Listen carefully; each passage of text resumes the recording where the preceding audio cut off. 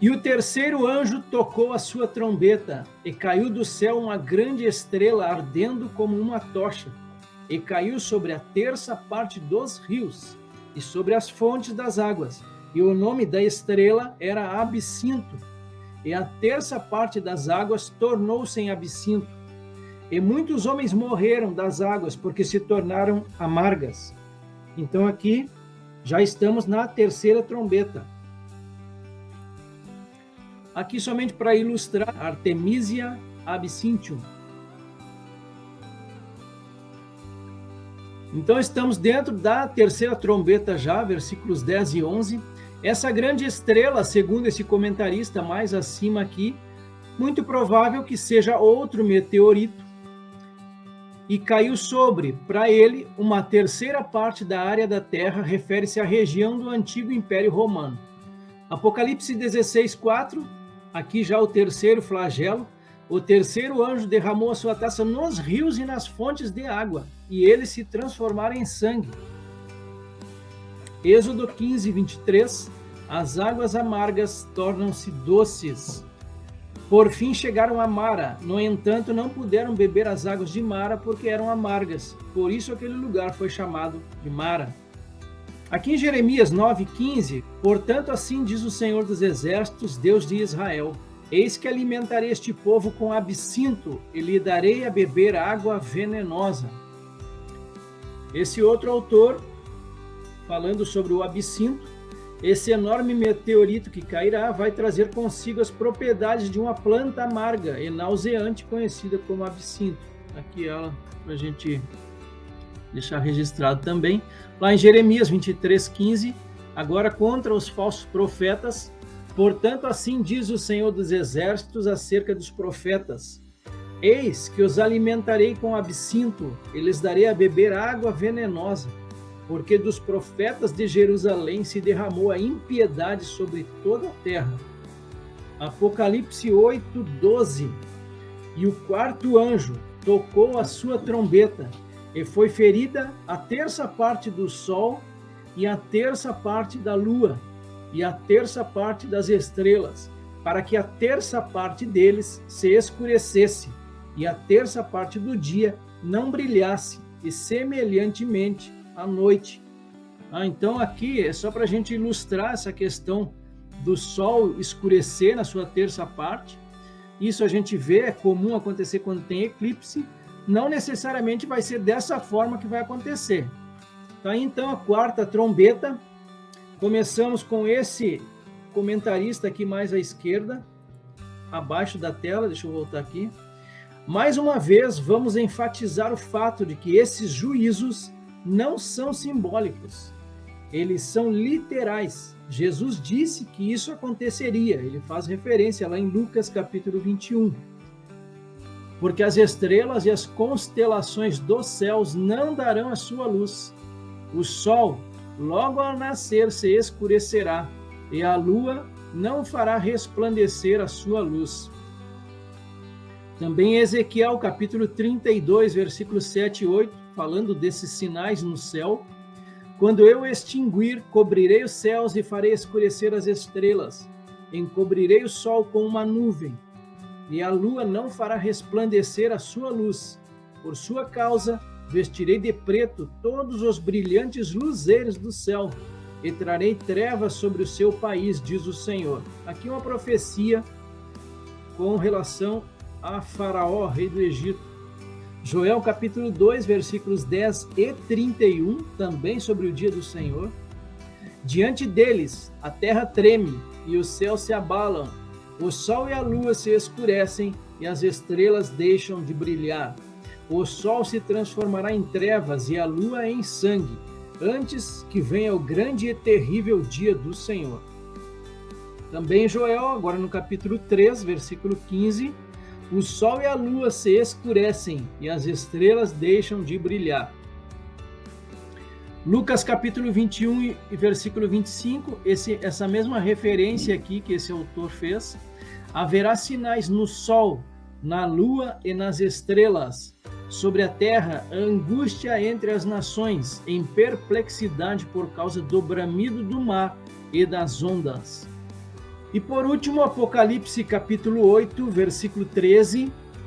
E olhei e ouvi um anjo voar pelo meio do céu, dizendo com grande voz: ai, ai, ai, dos que habitam sobre a terra, por causa das outras vozes das trombetas dos 3 anjos que hão de ainda tocar.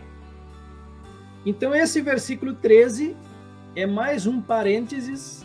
A gente já viu outros 2 anteriormente. Por exemplo, o capítulo 7 é um parênteses dentro do nosso estudo. O início do capítulo 8 também é um parênteses, a partir do versículo 2 até o versículo 6, que a gente viu semana passada.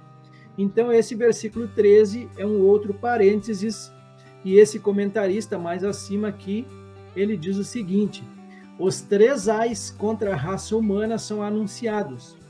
Esta é a terceira passagem entre parênteses. Ela anuncia 3 ais contra os homens nas últimas 3 trombetas. É o que nós vamos ver a partir da semana que vem. Na Bíblia dele, na Bíblia de estudo, pelo menos, ele fala águia, não fala anjo. Tá? Então, algumas traduções trazem assim, dessa forma. Nesta cena cheia de pressentimentos e terror, o tríplice ai da águia exprime a severidade da ira divina a ser derramada. Até este ponto na narrativa, os julgamentos tocam a natureza inanimada. Agora apontam ao homem. É o que nós vamos ver então no capítulo 9.